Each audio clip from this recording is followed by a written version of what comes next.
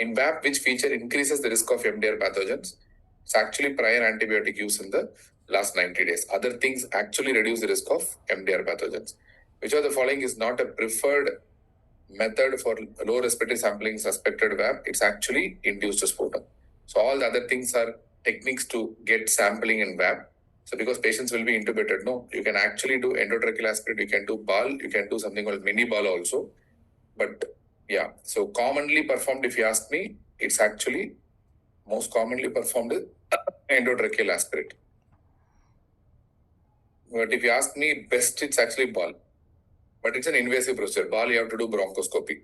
But if you ask me, which is most commonly performed in ICUs, it's actually endotracheal aspirate. There's always like,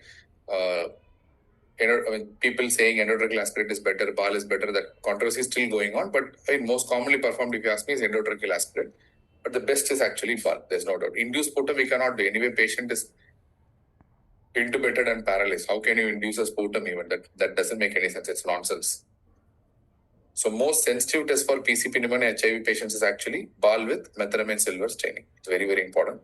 For PCP pneumonia, for prophylaxis as well as treatment, you're going to use something called as what? Cotrimoxazole. Prophylaxis as well as treatment, the best treatment is going to be Cotrimoxazole. Very, very important. And the best is actually BAL with methenamine silver staining only, but that most of the time treatment will be empirical in HIV patients. Which is the first imaging clue in VAP? It's actually new infiltrates on chest X-ray. This also I told you specifically some time ago. So new infiltrates on chest X-ray is the first imaging clue in patients with ventilator-associated pneumonia.